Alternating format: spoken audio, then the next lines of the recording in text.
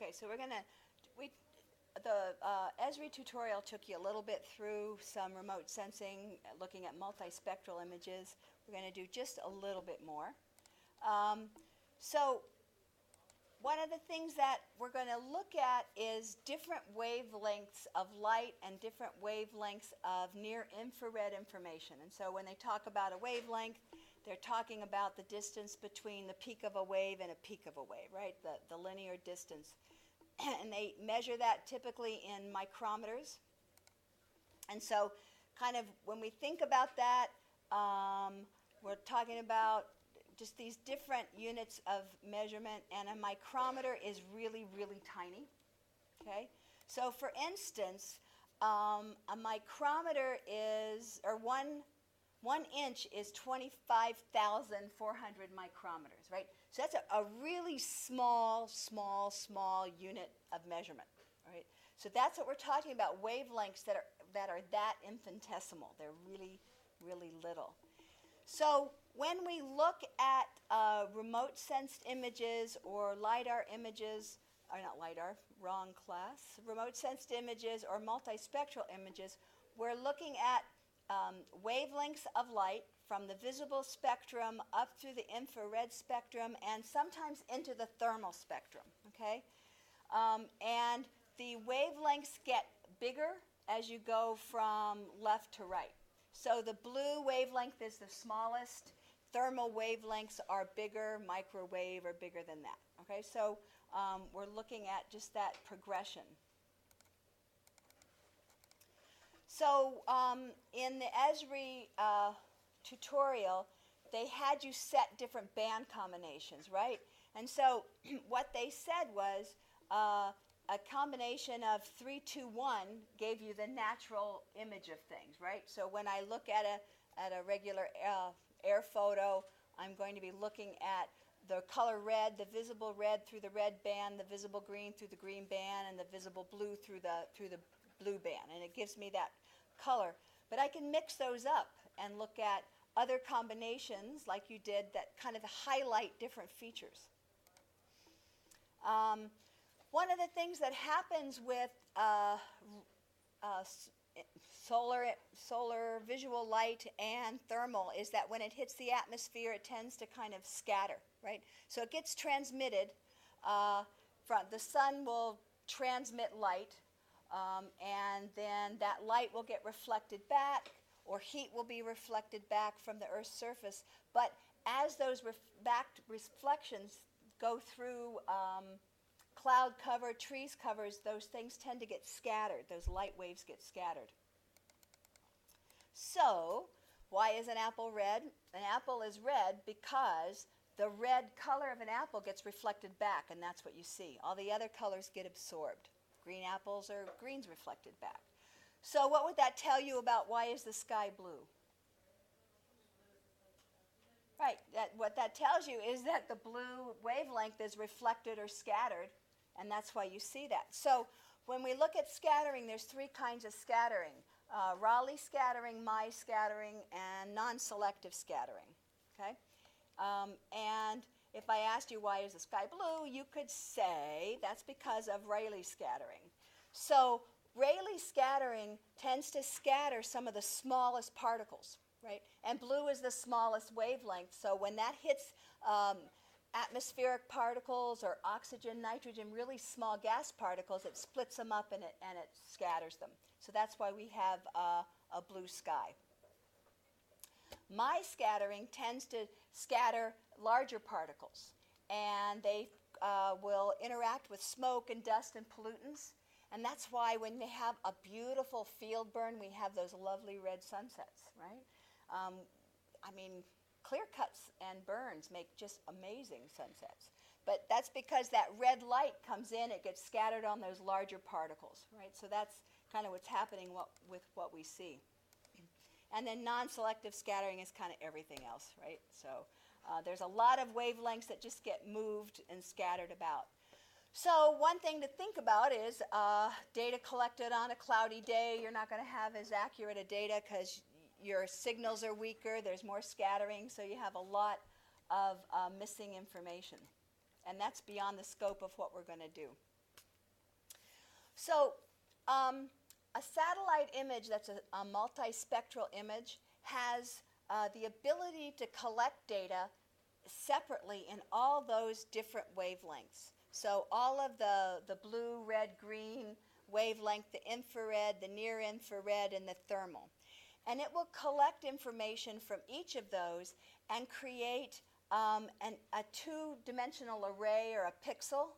And each of those pixels will have a different digital number or reflectance number for that image. So we'll look at those in a little bit. We'll open up a red, blue, green, and you'll look at the digital number for each of those. And those are really, really critical because those digital numbers can be averaged together and give you a signature that will identify certain species, right? So you can do a combination of near infrared and blue and green and get a digital number that would spike only in tobacco plants that are needing water, but be fine in tobacco plants that don't need water. And you get these little graphs that are just absolutely specific for finding out information. So we'll do that in the second lab. There's a lot of information when you go to look at your own data. The image quality is often a problem. You can get like gaps or stripping where the data just didn't get collected. You can get cloud cover that will not let you bring up data. These are called drop lines. And you can get double over like we did with LiDAR. So remote sensing data is not kind of a panacea. You can have good data or bad data. Remote sensing is defined as the art and the science of image interpretation. So we're going to go through a little of the science, but some of the art piece of that in the first three modules that we're going to work through, or the three modules. And part of it is not quantifiable. A lot of it is people's experience with images, knowing a landscape, looking at it, trying to identify what things are. And in 151, we did a lot of visual interpretation, and that's pretty traditional. It's pretty cheap. You just throw air photos out, people look at them. You can tell by shadow or texture or shape what things can be. But remote sensing lets you kind of access also that digital component. And that can be more systematic. It can be more objective, but it also can miss a lot of stuff. So, you know, sometimes multi-methods is really the best way to do that. So when we were looking at visual interpretation, these were the things that we looked at before: shadow, pattern, tone. And you should probably still do that when you bring up an air photo. Put it on true color, natural colors, and take a look at it. What's water? What's urban? You know, get a sense of what that image is before you zoom in to kind of the different multispectral options. Okay, so one of the things in that first chapter, she talks about image enhancement, and we did that with Price. You know, we set the classification, you set the shadow, you kind of worked with the enhancement, and you can do that too to help you look at at digital data. The end result of this product is to be able to classify your LiDAR image or your remote sensing image into groups. So out of the, you know, I don't know how many hundreds of pixels you get, let's say you want to just look at land use classifications and you want to just compare the built landscape with the vegetative landscape. So you want to take that remote sensed image and turn it into two classes of data, right? Or you might want to turn it into clear cuts versus active forests data. Or you might want to turn it into crop data versus you know, forestry information. So you're taking all of those little pixels that together make up that visual image and turning them into 2 or 3 categories of data. And that's what we're going to end up with on the third project. All right. And that can be pretty expensive. It requires ArcGIS or a more expensive software called Envy. And often you have to do a lot of cleanup and a lot of processing, a lot of ground truthing. So being able to do that is not really easy. However, if you want to do the entire state, it's a great way to kind of classify an area. If you want to do the entire world, it's a great way to do that. You could not do a classification on the world using ground truthing, right? You just wouldn't have the people hours to do that.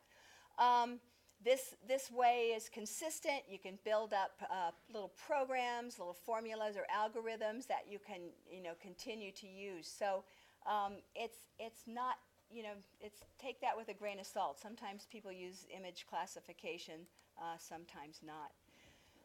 So at higher level, we won't do this, but she talks about this in the text. Once you get over that kind of beginning level analysis, you can do some really amazing high-level analysis. And so looking at the mathematics in this, you can take the near infrared value and subtract the red value, do some kind of Coulomb math, and come out with a wetness index that shows you what areas of the image are wet, dry. This is used all the time for forestry. And it's, you want to do a large forest, the whole Willamette Forest, this is the process you would use with your remote sensed image to find out where's your swampland, where's your drained land. It's pretty astounding what it comes up with. Where am I going here? Another, okay, hold on. Did I lose that? Nope. Where did this go? Hold on.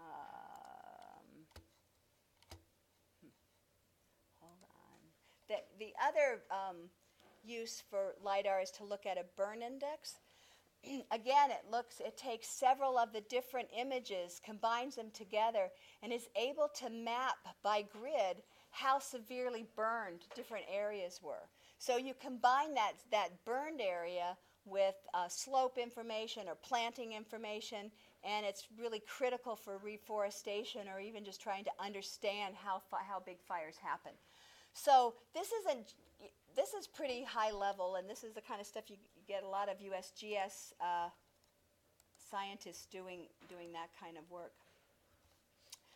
Okay, so where did I go? I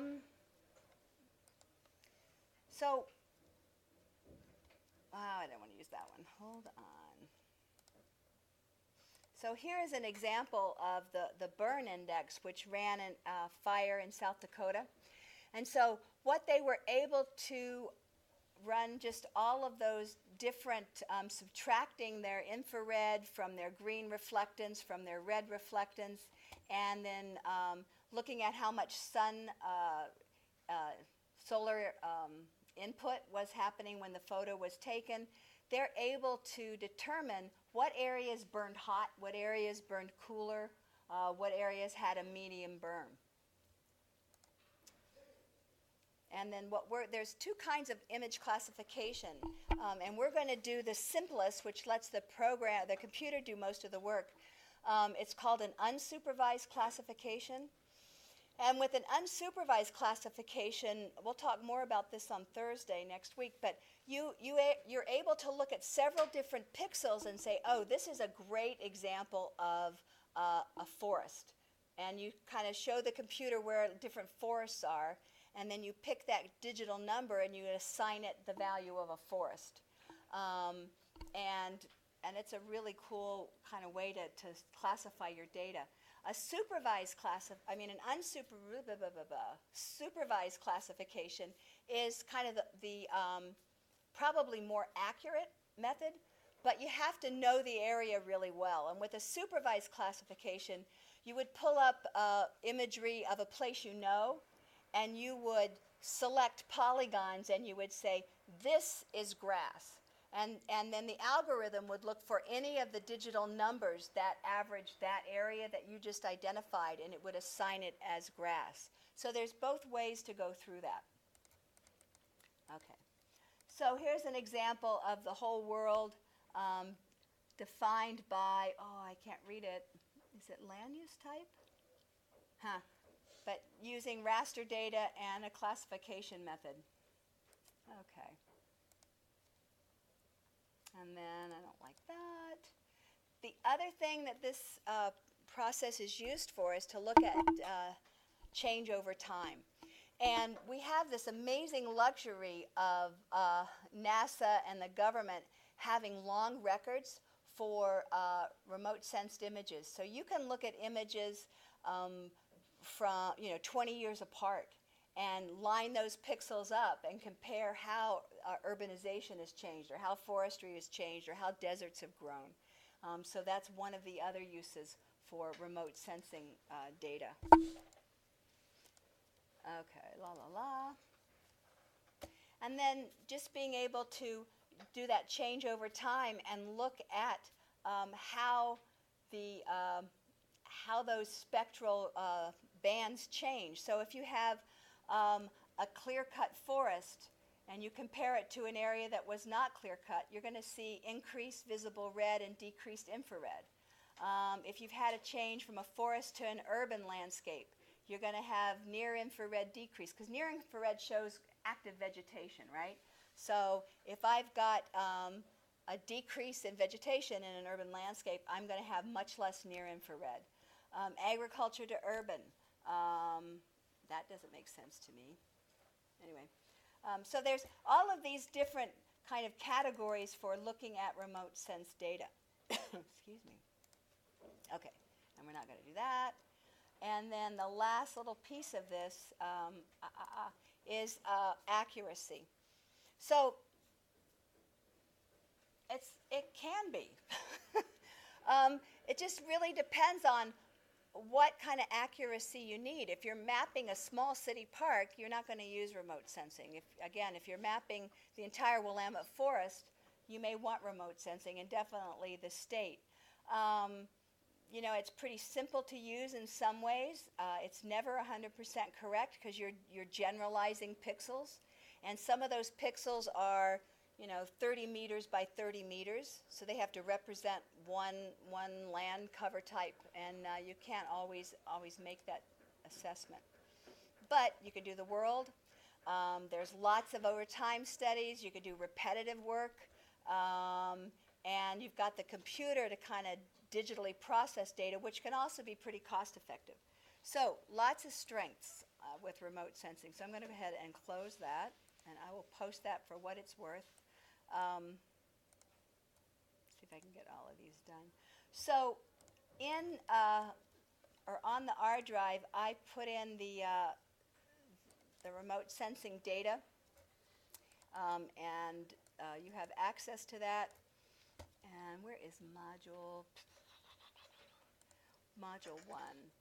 So I just wanted to show you some things that will help you get started with that second part of the lab. Okay. All right. Oh, good. I'm glad everything stayed where I put it. Okay. So I'm going to go into our catalog, and the data that I'm going to use actually is in module 2.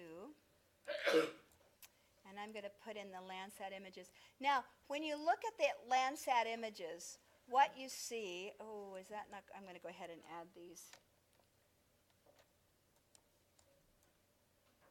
Okay, okay. So here is, there they are. Now they know where they are. Okay. All right. Oh, no, I'll have to map. Hold on. All right, I'm going to map to that. So do you think I didn't set, I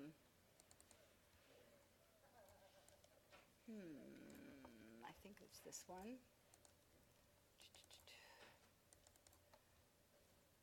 Was this the bay? Yeah. Okay, this was the B1, B10, okay. Okay. So here is band 1. And they come in grayscale. So I'm going to zoom in here to band 1.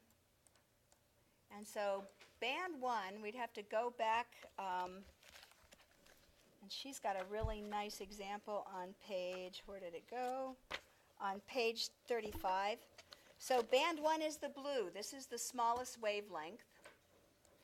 And, okay, let's go back here, sorry. No, there we go. So that's the smallest wavelength. That's the blue. This is the green. And you see a little difference just in what's reflected when I turn these on, right? And number 3 is the red. Number 4 is the near infrared.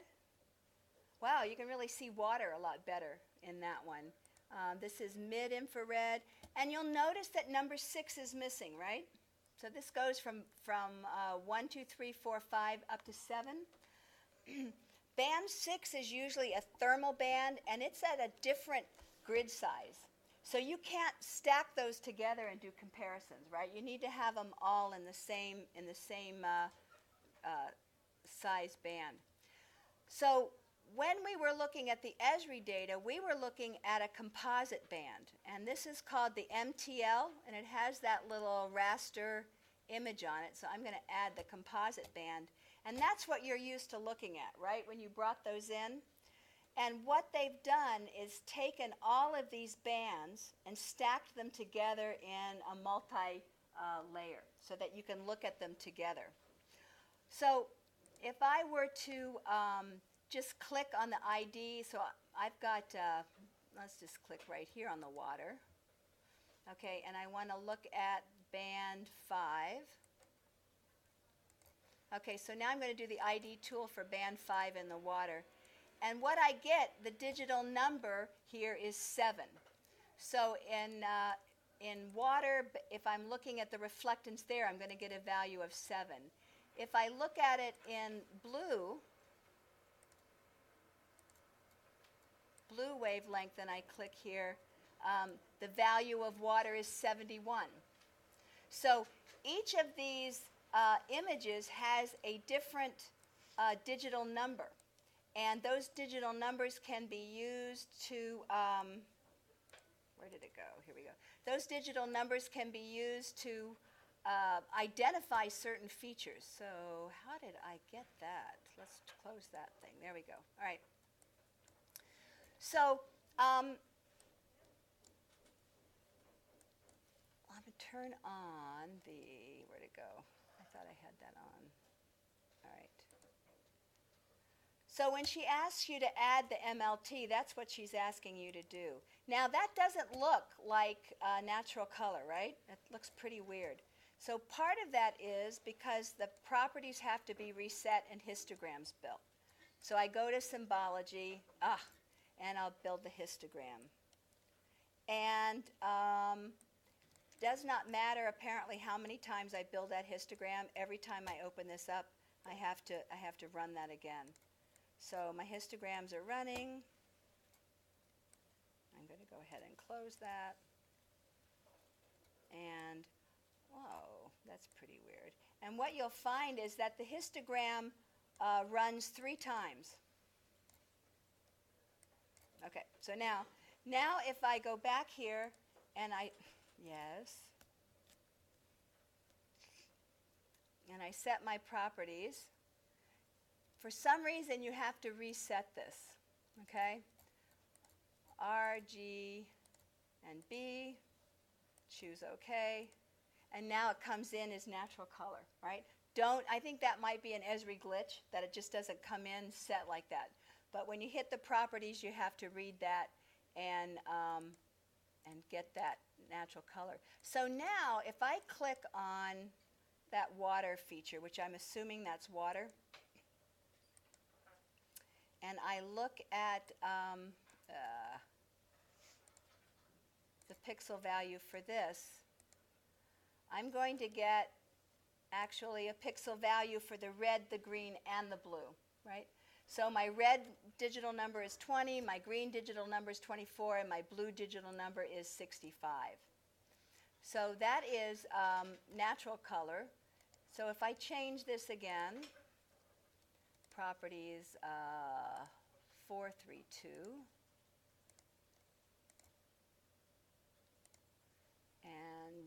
say OK on this.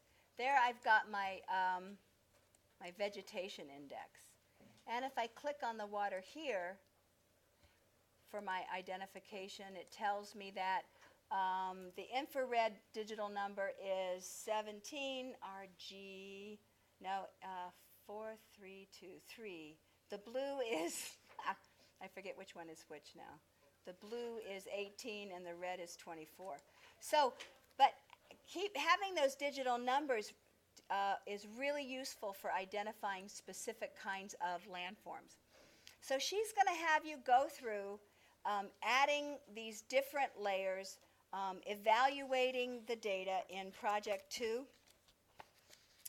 And so there were some things that came up in Project 2 that Austin is going to be so excited about. Oh, yeah. Oh, yeah. Okay, so she's going to have you go through kind of setting up your map, adding your data, looking at the composite band, and then looking at what the different colors that represent land and the different values. So I know when we did Esri, we just set the different values and walked away. She's going to ask you, okay, how is, in a 3-2-1, how is land different than another setting? So she's going to have you do that. And then she's going to ask you to analyze the different layers. On page 44, she has all of these circles and squares and rectangles, and she's going to say, based on these remote sensing images, what can you tell about this landscape? And to tell you the truth, I could tell nothing. Okay? So I want you to put the data together, and where it says step 2, analyze color composites, take a look at it if you want. If you are, I could not tell a difference. I don't know what she was looking for. So I would skip that completely.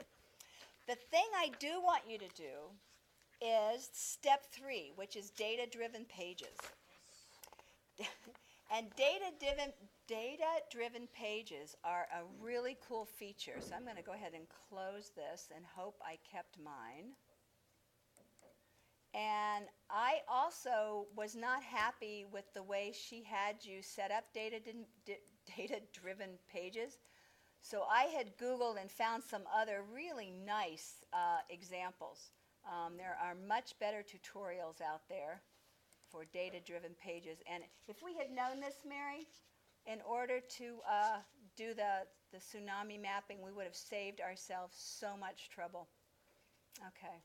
Do I see? Let me go here. Terms, fall. Do I see it? No. Oh, gosh. Where did I do it? Okay. Anyway, let me just, I will find it and send you guys the link for the other video. But data-driven pages, and let's see.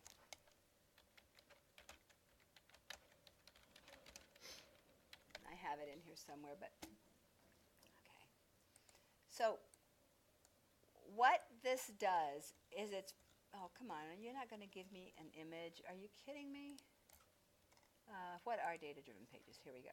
So let's say I have a layout of this raster data.